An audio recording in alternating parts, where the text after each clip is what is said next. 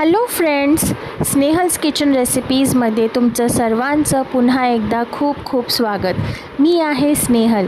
तर आज मी तुमच्यासाठी घेऊन आली आहे एक मस्त नॉनव्हेजची डिश, ती म्हणजे मटन खीमा। तर आपण लगेच रेसिपीला सुरुवात करूया। पण त्यापूर्वी चॅनलला लाईक करा, कमेंट करा, सबस्क्राईब करा आणि सबस्क्राईब करताना बेल बटनवर हिट करायला अजिबात विसरू नका, म्हणजे जेव्हा कधी मी व्हिडिओज टाकेन ते तुम्हाला नोटिफिकेशन भेटेल। चला तर मग सुरू करूया।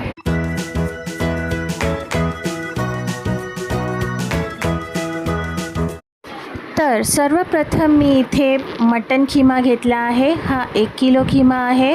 त्याला मी व्यवस्थित साफ करून आणि स्वच्छ धुवून 4-5 पाण्याने स्वच्छ धुवून घेतला आहे।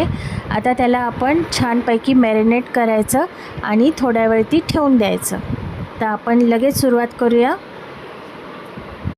तर मॅरिनेट करताना आपण यामध्ये दही घालायचं आहे। दही मी 2 चमचे इथे घेतले आहे। तुम्ही किती तुमची खीम्याची क्वांटिटी असेल तेवढं घ्यायचं। आता मी इथे हळद घेतली आहे। हळद नंतर आपण यामध्ये थोडीशी लाल मिरची पावडर घालणार आहोत, एकदम थोडी। आणि त्यानंतर आपण अद्रक लसणाची पेस्ट घालायची आहे आणि त्यानंतर व्यवस्थित त्याला मॅरिनेट करायला एक 15-20 मिनटं ठेवून द्यायचं आहे। छान व्यवस्थित मिक्स करून घ्यायचं, सगळा मसाला वगैरे सगळा व्यवस्थित एकजीव करून घ्यायचा आणि याला आपण ठेवून देऊया 10-15 मिनटासाठी मॅरिनेट करायला। ओके, तर मी इथे कुकर तापवायला ठेवला आहे गॅसवर। तर आपण सर्वात अगोदर यामध्ये तेल घालूया। तेल गरम झालं की यामध्ये आपण अख्खे गरम मसाले घालायचे। त्यामध्ये मी तेजपत्ता, लवंग आणि काळे मिरे, 2 हिरव्या वेलची ते घेतलं आहे। तर हे आपण पहिल्यांदा गरम तेल झालं की त्यामध्ये आपण हे टाकायचं।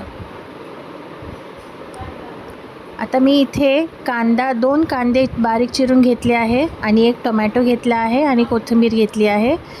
तर हे गरम मसाले तडतडले की मग आपण यामध्ये कांदा घालणार आहोत। कांदा छान परतून घ्यायचा तेलामध्ये। कांदा परतत असताना यामध्ये मीठ घालायचं आहे। मीठ घातल्याने काय होतं, आपला कांदा लगेच परतला जातो।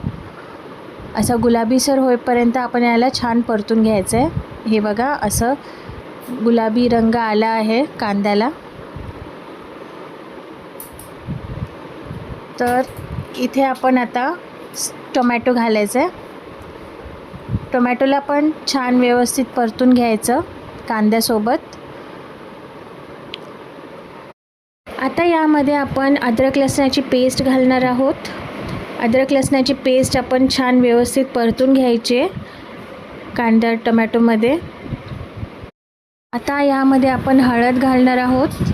हळद घातल्यानंतर आपण यामध्ये धनेपूड घालणार आहोत। आता जिरेपूड घालणार आहोत। आता हे व्यवस्थित आपण छान परतून घ्यायचं आहे। मसाले टाकल्यावरती आपल्याला गॅस थोडासा कमीच ठेवायचा आहे, जेणेकरून आपले मसाले करपणार नाहीत। आता यामध्ये आपण थोडीशी कोथिंबीर ॲड करणार आहोत। कोथिंबीर टाकल्यानंतर आपण जो मॅरिनेट केलेला खीमा होता तो आपण याच्यामध्ये ॲड करणार आहोत आणि एकत्र आता व्यवस्थित आपण छान मिक्स करून घेणार आहोत। कांदा, टोमॅटो आणि सगळे मसाले सगळे एकजीव झाले पाहिजे, असे छान व्यवस्थित मिक्स करून घ्यायचं आहे। आणि यामध्ये आपला खीमा बुडेल एवढं आपल्याला गरम पाणी घालायचं आहे आणि 3 ते 4 शिट्ट्या द्यायच्याच खीमाला। आपण हे गरम पाणी घालून घेऊया आणि कुकरला शिट्ट्या द्यायला ठेवून देऊया। आता आपला खीमा शिजून छान रेडी झाला आहे। तर आपण कुकर उघडूया। हे बघा, आपला 3 ते 4 शिट्ट्यांमध्ये खीमा व्यवस्थित शिजून जातो। तर आपण यामध्ये कुठलाच मसाला घातलेला नाही आहे। तर आत्ता आपण यामध्ये लाल मिरची पावडर, तुम्हाला किती तिखट हवं आहे त्यानुसार तुम्ही घालू शकता। आणि यामध्ये मटन मसाला मी ॲड केला आहे। आता इथे खिमा शिजवताना मी कुठल्याच प्रकारचा तिखट मसाला ॲड केला नव्हता. याचं कारण असं की घरामध्ये लहान मुलं असतात, काही वयस्कर मंडळी असतात, त्यांना तिखट चालत नाही. तर याच्यासाठी मला थोडंसं पोर्शन साईडला काढून घ्यायचा होता, त्याच्यामुळे मी तिखट काहीच घातलं नव्हतं. तर हे बघू शकता तुम्ही, मी इथे तिखट खिमा केला आहे आणि इथे आळणी पण काढून घेतला आहे.